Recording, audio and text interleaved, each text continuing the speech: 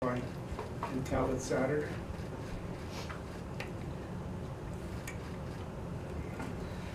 People ask me often, what do you think about our situation? And I say, I think about what I know. What does that mean? Good question. It means in New York, what we've been doing is we follow the facts, we follow the data, we follow the science, we focus on what we know and the facts that we know, and we make our decisions based on the facts. So every morning we look at the facts. Facts today are that the hospitalization rate dropped once again, which is very good news. The total hospitalization rate has dropped, the intubation rate has dropped. The number of new cases per day has dropped down to 572, and those are new cases, people who walk in the door of a hospital or people who are in the hospital and test positive, but that's down to 572. You see, it hasn't been that level since we started back March 20, March 21, so that is welcome news. This is not welcome news, and this has been heartbreaking every day. 226 deaths, 226 families, and you see how that number has been infuriatingly constant. 226 is where we were 5 days ago. So we would like to see that number dropping at a far faster rate than it has been dropping. And these are 226 people who lost their lives despite everything our healthcare system could do, right? It's despite the best hospital care, the best nursing, the best doctors, the best equipment. So there are people who we know we made every effort possible to save. And to the extent there's some peace in that, then we're looking for peace wherever we can. The priority for us today is dealing with a new issue that has come up, which is truly disturbing. And that is the issue on how the COVID virus may affect young people, very young people, infants, children in elementary school. We had thought initially, and again, so many of what the initial information we had turned out not to be correct or turned out to be modified. But we were laboring under the impression that young people were not affected by COVID-19. And that was actually good news, right? The vulnerable populations were older people, people with comorbidities. But one of the few rays of good news was young people weren't affected. We're not so sure that that is the fact anymore. Toddler, elementary school children are presenting symptoms similar to Kawasaki disease or toxic shock-like syndrome. Now, these are children who come in who don't present the symptoms that we normally are familiar with COVID. It's not a respiratory illness, they're not in respiratory distress, and I think that's one of the reasons why this may be getting discovered this far into the process. It's more an inflammation of the blood vessels, which can then cause problems with their heart. And there are 73 cases that the Department of Health, Dr. Zucker, is now studying. But the illness has taken the lives of 3 young New Yorkers. So this is new, and it's developing.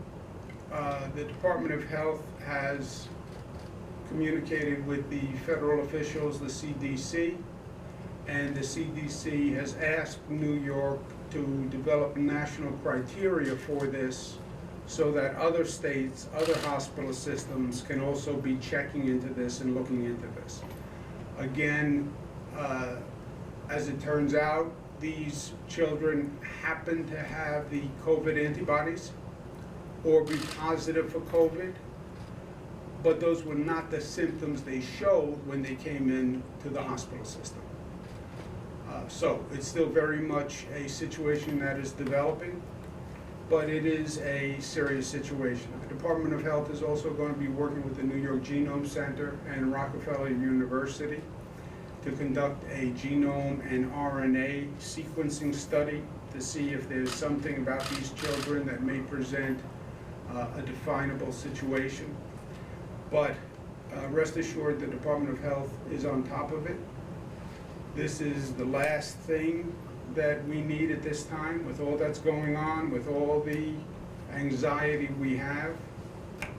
Now, for parents to have to worry about whether or not their youngster was infected.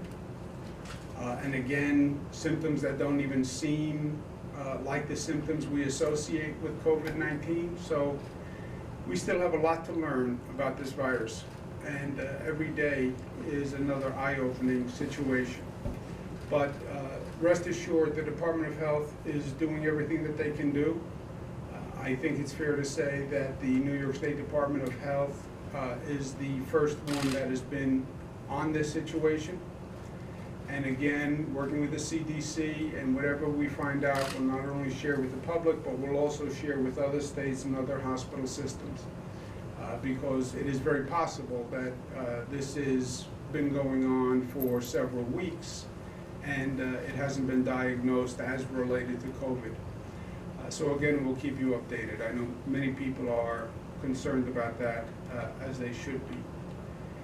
A priority that we've been working on throughout has been protecting our frontline workers.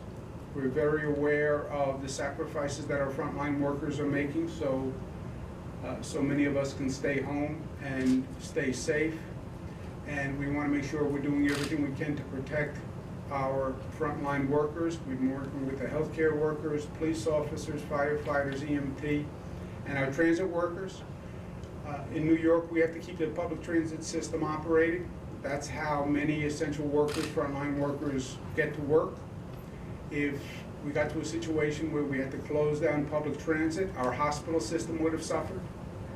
That's how nurses get there. That's how the hospital staff gets there. But our transit workers had to operate that transit system right in the midst of this COVID virus, and it never stopped. Bus operators, train operators, the station cleaners. So while everyone was trying to get home, trying to stay safe, they were showing up for work every day to make sure that the people who didn't need to go to work could get to work. We've already conducted the largest antibody test in the country, 15,000 people in that sample. What the antibody test tells you is who has been infected by the virus and then has the antibodies as they recover.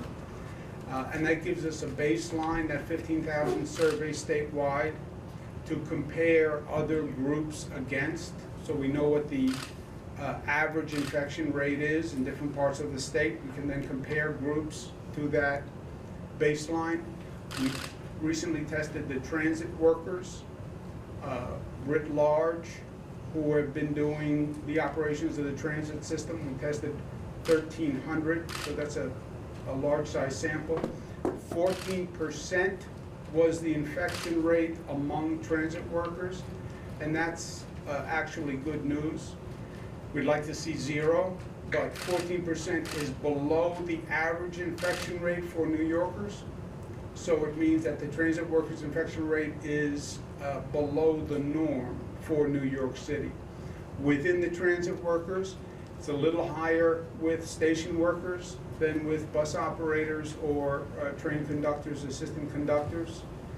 But all categories are below the New York City norm. The New York City norm was 19.9. So that is good news. And that also affirms the news we've heard on the other essential workers, frontline workers, our healthcare workers, nurses, doctors. We were afraid that because they were literally in the emergency rooms, they'd have a higher infection rate. But turns out that's not true. 12% was the infection rate among those workers. Shows that the PPE works when we talk about masks and gloves, etc. It's not that nurses and doctors in those emergency rooms have fancier equipment and more sophisticated equipment. This is the same type of mask that they wear, so it works. New York Police Department had an infection rate of 10%. Fire Department and EMT had an infection rate of 17%, which is the highest of all those groups. We think it's higher because of the EMT workers, but again, all below the New York City rate of 19.9. Another issue that we've been aware of and we're working on is the fact that poor and minority communities are suffering most. The numbers in this state are not nearly as bad as the disparity in many other states, but any disparity is bad, and that's what we have been focusing on here. We did surveys and data that show if you look at the 21 zip codes with the highest number of hospitalizations for COVID, 20 of those 21 have greater than average African American or Latino populations. 20 of 21 of those zip codes. So there's no doubt that it is a problem, and we've mapped this and you can see exactly where people are coming from as they're walking into hospitals. Part of the new system that we've implemented through this is hospitals report nightly how many cases they have, where they come from, and we can now literally map the number of people and where they're coming from throughout the state. And then when you look into that information, especially in Brooklyn and the Bronx, it's clear that the communities are heavier minority population and heavier low-income population. And when you compare that with the overall city rate, it makes the same point. That hospitalization rate, infection rate among the minority community, among lower-income communities, is higher than the average. Unfortunately, in a cruel irony, this is often the case. When you look at disasters, emergencies, I don't care if they're hurricanes, floods, whatever they are, cruel irony is the poorest people pay the highest price. I've seen this across the country when I was at HUD. You're there to take care of a flood or a storm. It's the poorer communities that get wiped out first, right? It's the lowland. It's the land that tends to flood, that has the lower value, and that's where the lower income community tends to locate. So we understand why, we understand the health disparities, we understand comorbidities, but we also understand it's just not right. It is just not right. And we have to address it. We saw the same thing in Hurricane Katrina. Those people who were on rooftops were not the wealthy white part of the community. They were predominantly minority. They were predominantly low income. Those rooftops very often were public housing. So this has been the pattern. Flint, Michigan, the people who were drinking water that was poisoned, they were low-income minority populations. If you even go back to 1927, the Great Mississippi Flood, where does the Mississippi flood? It floods the lowlands. It floods lower-income communities. We get it, but we have to break the cycle. New York, we're going right at finding the reasons for the disparity and resolving them. We're doing more testing in low-income communities and communities of color. We're doing testing in public housing aggressively, excuse me, partnering with Ready Responders, which is a group which is doing great work. We've delivered PPE equipment, masks, over 1 million, hand sanitizer, et cetera, to public housing. And today we're launching a new initiative, again, to address exactly this, which is to expand access to testing in low-income communities and communities of color. We're partnering with Northwell Health, which is the largest health system in New York, and they're going to set up 22 additional testing sites at churches in predominantly minority communities. This is a different kind of partnership. It's creative, but it's necessary. We're working with both churches individually and association of churches and Northwell. Northwell will provide the testing in churches in lower income communities and communities of color. The churches will help us outreach to the community to get people to come in and explain why it's important that people come in and get tested. And Northwell will do the testing. We have 24 sites in the New York City area. Some will be opening the week of May 12th. Some will be opening the second week of May 19th. But you see the coverage when we add the network of churches is very broad, again, focused on these communities that we want to reach out to. These 24 new sites will be working with the current network of sites, and we've already located many testing sites in minority communities and low-income communities. But when you put the church-based sites together with the drive-through sites, together with the walk-in testing sites, and our sites at public housing, the coverage will be extensive. So the sites will be there. We now need New Yorkers to go get the tests. And I know, I do this with people all day long. I feel fine, I feel fine. You can feel fine and test positive for COVID. You can be asymptomatic and still have the COVID virus. Well, if I feel fine, what's the difference? Because you can give it to someone else who will not feel fine. And you can give it to a person who's more in a vulnerable community group, older person, person with an underlying illness, and they could be in serious trouble. So you want to know if you have it, not just for yourself, but so you don't communicate it to anyone else. I want to thank our partners who are been working on this. It's exactly what we want to do all through this situation. We said we don't want to just deal with this virus. We don't want to just replace what was there. We actually want to make sure that we build back better than before. I understand that this inequity, this disparity exists. I understand it's existed for decades. I understand it exists all across the country, but not New York. Not New York. It shouldn't be here.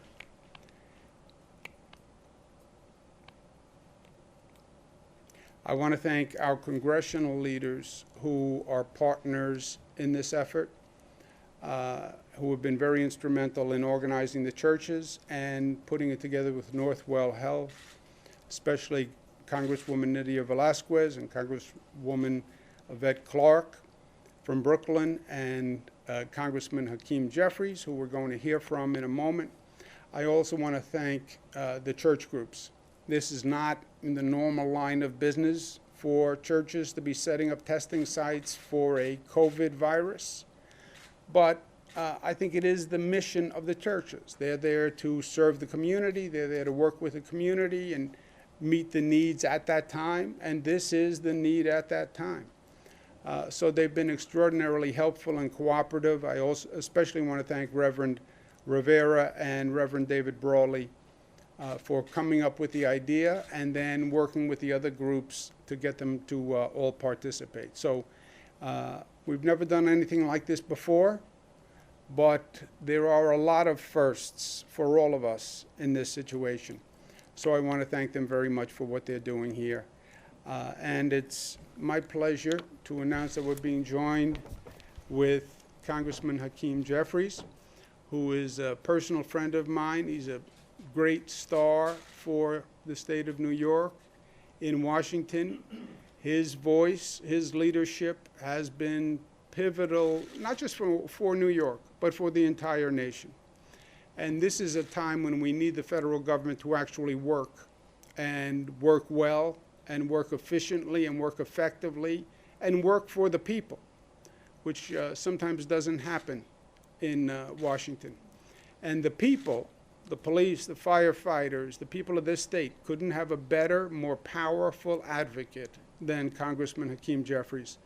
And the congressman worked tirelessly to put together this arrangement that we're announcing today with the churches. Again, it is a different type of partnership, but we do what we have to do in New York, and the congressman saw the need, and he reached out to the church groups and brought them together to be where we are today. Congressman, thank you so much for everything you do, but especially thank you for what you did to bring these church groups together with Northwell so we could announce this initiative. Congressman, good to be with you. Good morning, Governor. Great to be with you. And of course, thank you for the tremendous leadership that you have provided to the people of the Empire State and, in fact, the nation in so many ways during this moment of trial and tribulation. And I just appreciate the fact that your leadership has been evidence-based, data-driven, compassionate, and comprehensive. And today's announcement is just another example of that. We know that this is an extraordinary pandemic, and it requires an extraordinary governmental response at all levels of government. It's all hands on deck at the city, the state, and the federal level. And the New York delegation is committed to continuing to work with you to make sure that we can drive the federal resources into New York State to match the level of infection, pain, suffering, and death that we've all had to endure. It's an all of government moment, and of course, an all of America moment, as you've encouraged all of us to dig deeper here in New York and throughout. And in that spirit, we know that the houses of worship, the spiritual community, has always been there to help the community get through a storm.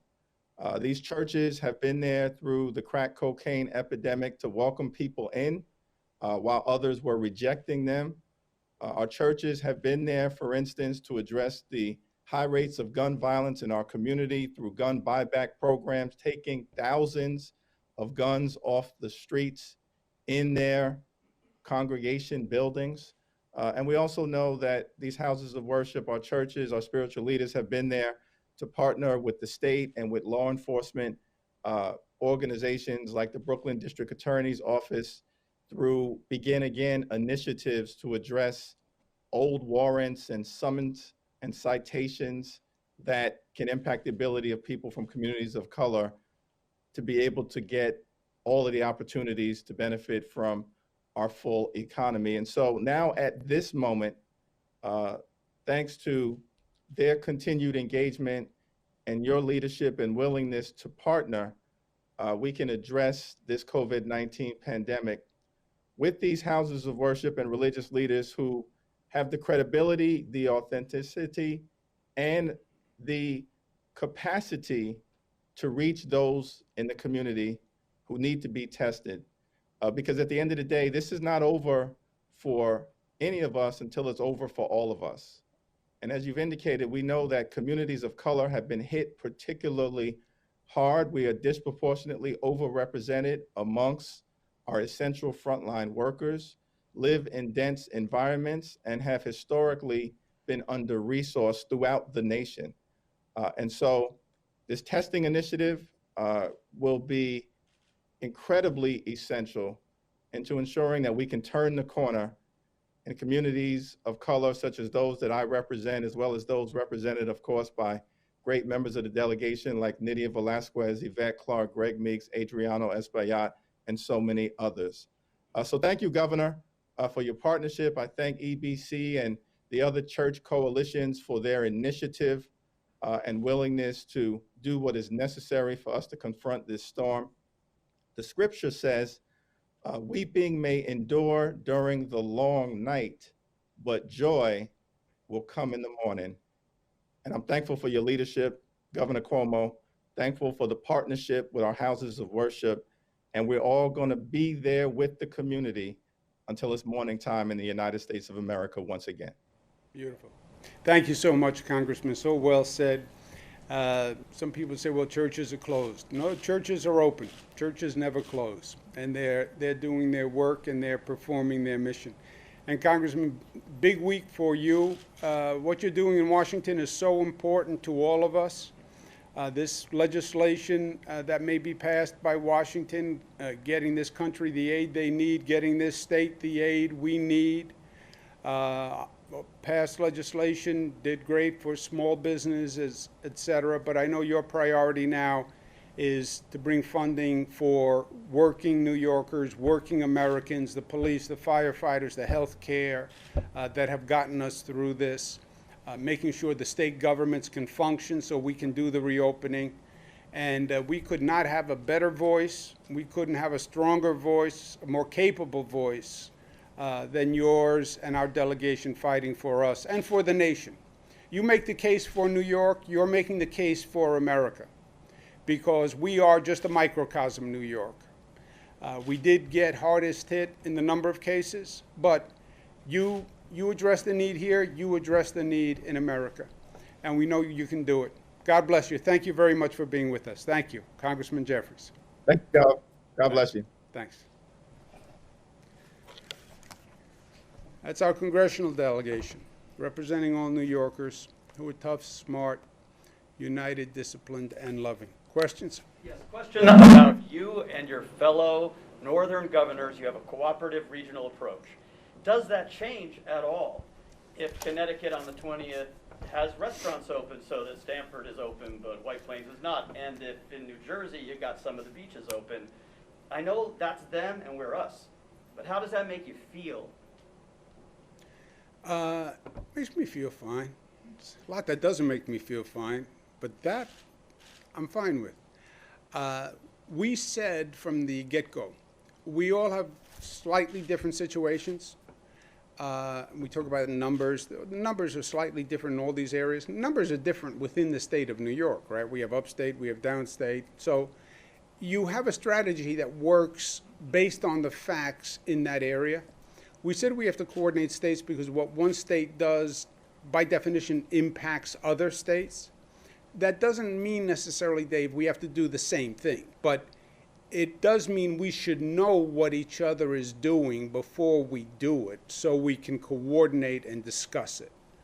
I understand Governor Lamont in Connecticut and Governor Murphy in New Jersey. Those are the two closest states, obviously, but we're working with the entire Northeast. But we're in total lockstep. I know what they're doing. It makes sense to me. It's not my decision, but their actions make sense to me. And we will coordinate with that, and we're aware of it. Doesn't mean we necessarily do the same thing, but we are coordinating what they're doing, what we're doing, so we're not counterproductive to anyone else. You know, I've had situations in the state in the past where we weren't even coordinated, like New York City versus Long Island versus Westchester, and one area would do something that would affect the other area, and nobody even knew. So this state is coordinated like never before, and that's worked to our benefit, and we're coordinating with the other states. But they will have slightly different strategies in all of it, and we talk through everything. We have a great personal relationship and professional relationship. We talk through everything before we do it. Do you tell them you might get a flood of New Yorkers? Do you say, hey, you know, you can do it? Yeah, we discuss that all the time. The mobility in the region and a demand that you've never seen before.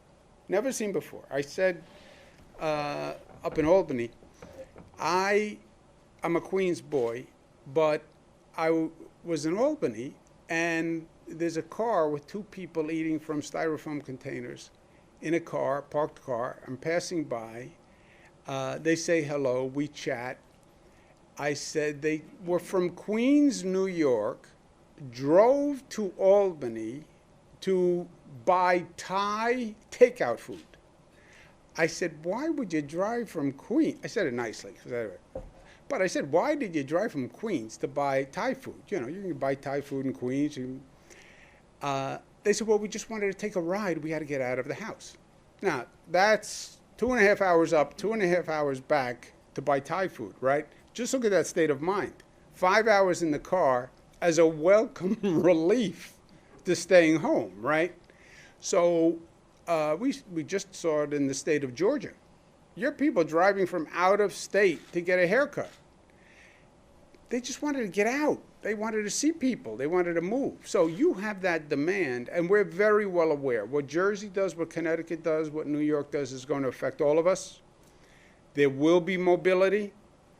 We can't align every action, but we're aware of it and we're monitoring it. And by the way, if it becomes a problem, then we'll adjust it. You know, anyone who tells you they know the script here doesn't know what they're talking about.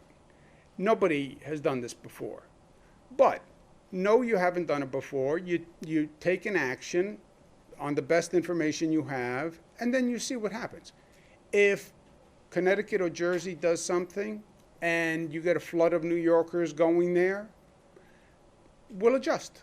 They'll adjust, we'll adjust. If I do something that brings New Jersey and Connecticut people here, I'll adjust, right? So it's not that every move you make is going to be perfect, but stay on the balls of your feet, be ready to adjust, be ready to move, and if something happens, then shift. FDR, right? Bold experimentation. Don't be afraid of doing something that might have a negative consequence. Otherwise, you just stay frozen in place. But if there is a negative, be ready to move right away. And we are. Carol? Can I ask you a question about, this week, the Suffolk County Chief of Police reported fatal overdoses from January to May 6th, up 43%, non-fatal up 56%. So, and that's just a snapshot of the one area. Do you have a plan for how we're going to address this now, 2.5 months into the problem? And as part of that, do you have plans to cut OASIS, those community-based groups that could handle that? Yeah. First on the funding, my point to the congressman, everything is dependent, Carol, on whether or not we get federal funding. We have like a $13 billion hole in the state, financial hole. $13 billion, there is no way the state can manage a $13 billion hole. And we had nothing to do with it. It was all COVID related. COVID closed down the economy, hurts everybody, hurts the state revenues. It is going to be wholly dependent on what Washington does. And this week, I hope finally the federal government actually passes a piece of legislation that helps the states. They've been taking care of small business, hotels, restaurants, airlines. That's great. How about the working people of this country, right? Not just the corporations, but the working people. And funding a state government is a way of funding the working people. When you fund the state, I fund substance abuse programs, police, firefighters, hospitals, schools, school teachers, remote learning. That all comes from the state. So it's a function of what the federal government does. In terms of the underlying substance abuse problem, we have seen an increase in mental health issues all through this period. Anxiety, stress, economic stress, stress of personal relations. Mental health issues have gone up. Domestic violence has gone up. Substance abuse has gone up. Alcohol-related illnesses has gone up. This has been a highly stressful period all across the board. We've done mental health outreach in a way we've never done it before. We have like 40,000 mental health volunteers doing online mental health services, alcohol-related services, substance abuse services. But there is no doubt that one of the manifestations of the stress has been substance abuse, domestic violence, alcoholism. There's no doubt about that. Because they were hurting a lot of the community-based programs before COVID, and now they're running out of money. Yeah. Look, if it works the way it should, Washington and the federal government actually does the right thing, or even if they do close to the responsible thing. how can they possibly ignore state governments, working families, working Americans? As bizarre as the federal government is at times, I cannot believe they would turn their back on working Americans at this time. Well, let me put it this way. I can believe it because I can believe anything that they do, but I don't believe they will do that. I don't believe the Congress will let them do that. I don't believe the House will let them do that. I just have a question about, there has been reports of homeless people coming off the subways after the shutdowns at 1 a.m. over this weekend when it was cold, coming off the subways and just going into the buses that are standing outside of these end stations. For example, Stillwell Avenue, Coney Island, there was one bus with 16 homeless people, no heat, they were all just in there. What is the city planning to do about, the homeless people coming off the subways after the shutdowns and getting on the buses? Look, this is an important topic. We shut down the subways for 4 hours per night. First time the New York City subway system has ever been shut down. Why? Because we have to disinfect it. We've never disinfected a train. We've never disinfected a bus. We've never even contemplated disinfecting a public transportation system before. When I said this is all new, these are all firsts. But we want the frontline workers to go to work. I feel a special personal obligation, frankly, to protect the frontline workers. Because remember what I wound up saying, the words that came out of my mouth? I said to New Yorkers, take this very seriously. The COVID virus can be deadly. Stay home. It's not a joke. That's why we closed businesses, schools, etc. The second message was, but frontline workers, we still need you to go to work the next day. What do you mean need me to go to work? You just said it's dangerous, you're closing everything, but I have to go to work? Yes, you have to go to work because we need you in the hospitals. And because we need people in hospitals, we need people to operate the transit system. And we need food, so we need food delivery workers, and we need grocery store workers, so we need all these essential workers to work so other people can stay home. How is that fair? Some people get to stay home, but the frontline workers have to go to work. I get it. So I said, we will do everything we need to do. They're taking the subway system.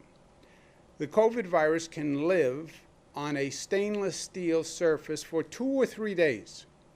Okay? You look in a subway car, you see all those stainless steel poles. I said we owe it to them to disinfect the trains, which had never been done. Okay, so we close the train 4 hours, and we go and we disinfect, and the transit workers are doing a phenomenal job. They have this new disinfecting equipment, electrostatic machines. They're really doing a fantastic job. If you look at the trains now, they're cleaner than they have probably been in decades. A related issue was to disinfect the trains, you have to get all the passengers off the trains, which then brought you into, there are homeless people who ride the trains all night, have been for decades. It's much worse now. And the homeless people need to come off the train so you can disinfect the train. That's actually an opportunity. I've worked on the issue of homelessness since I was in my 20s. I ran a not-for-profit, I built housing, I provided services, I was HUD secretary, I did homeless programs all across the nation. It gives you an opportunity to actually engage homeless people, to get them off the trains and get them the help they need. Society does nobody a favor saying, we're going to let you sleep on a train all night. That's not right, it's not humane, it's not decent. Well, it's hard to get the homeless off the trains. Okay, but now we had to. And it gives you an opportunity to engage them, to get them into a shelter, get them into services, because nobody wants them spending their lives in a dangerous situation sleeping on a train. Transit says 2,000 homeless were taken off the trains. 2,000. I mean, just think of that number. Great. So now you have an opportunity to reach out to 2,000 people to get them into shelter and get them into services. And that is the point, an ancillary point. It wasn't the primary point, but as long as the homeless have to get off the trains, reach out to them, bring them into shelters, connect them with services, and I think that's an added bonus. Sir? Governor, should workers who leave their jobs because of COVID safety concerns be eligible for unemployment benefits? It's up to the federal law, and I can check. I believe the federal law covers it now. The whole unemployment program is basically covered by federal law. When we go through this, well, why do you ask people to fill out forms? Why are you asking these questions? Why does your website ask these questions? Those are all federal requirements. You know, they passed the federal bill a couple of weeks ago that said, here are the benefits. They also said, and here are the caveats, 1, 2, 3, 4, 5, 6, 7, 8, 9, 10. So it's all federal regulations. I can check that specifically, but I think that's covered. Sir? In the 15 weeks, Governor, between Memorial Day and Labor Day, Jersey Shore businesses, I think Cape May County was one that submitted a plan to the Jersey Governor for reopening. What do you say to those small businesses that rely on this summer season coming up, you know, for people to come? And then if we reopen Nassau, then New Jersey, then they're all going to flood to Nassau and then come from New Jersey and vice versa. Yeah, that's the point Dave was making, the coordination among the states, because you're right. We have small businesses here, we have tourist destinations here, right? If Long Island doesn't open, right, if Patchogue and the beach communities along Long Island don't open, you'll see those people go to the Jersey Shore. So those are the kinds of things we coordinate. Look, we take this week by week. I hope we're in a better position. And that's why we watch the numbers. I hope we're in a better position because you're right. The tourist season is the money-making period for a whole sector of businesses all across the state. Downstate, Long Island, upstate, tourism is one of the big job drivers, period. All those camps, all those lakes. So it's a very big deal all across the board.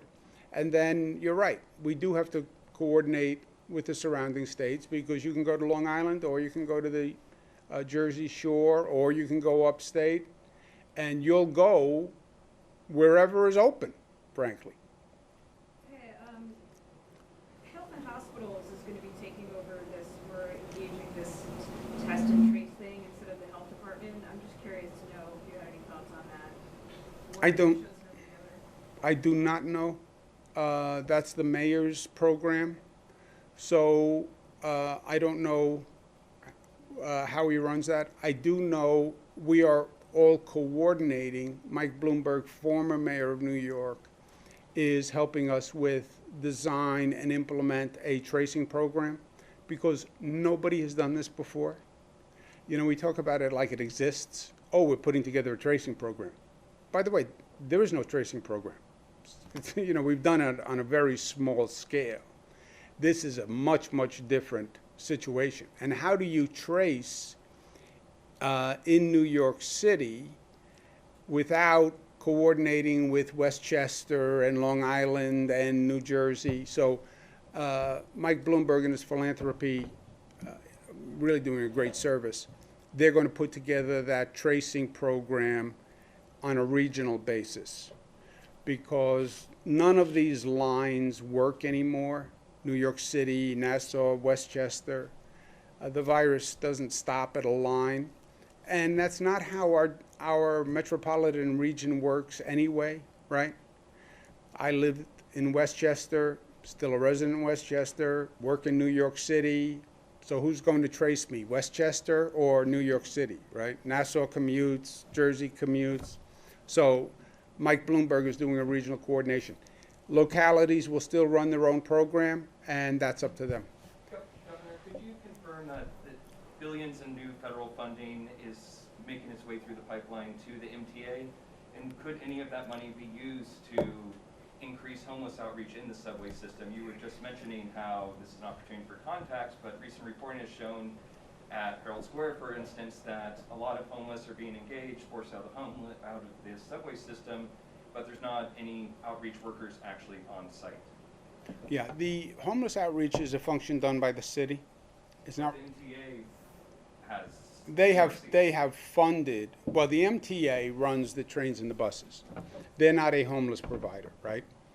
As far as funding for the MTA, you know, there is. I want to see the full funding package before I comment on it, and I'm going to have something to say about it tomorrow, because everything relies on federal funding, whether it's substance abuse, education. I mean, right now, everything is dependent on federal funding. And I want to make that clear for our congressional delegation. I cannot answer a question now as to any of these funding levels. If you said to me, how much are we going to fund schools? How much are we going to fund hospitals? How much are we going to fund substance abuse? I can't tell you, because it's purely a function of what that federal government does. And my message to the federal government is, I understand that you wanted to take care of businesses, and I understand that you want to take care of airlines. Great. How about working people? Where are the police? Where are the firefighters? Where are the healthcare workers? Well, we need you as essential workers. You have to go put your life in danger, and you have to leave your house so we can stay home. Yay, applaud those people in the hospitals. Okay, where's the funding? Oh, there's no money. Just applause. You want to say thank you? Provide the funding, not just the applause. Is the announcement tomorrow in relation to the House Democratic stimulus proposal? In relation to the overall federal need. Let's go to work. Thank you very much, guys. Thank you.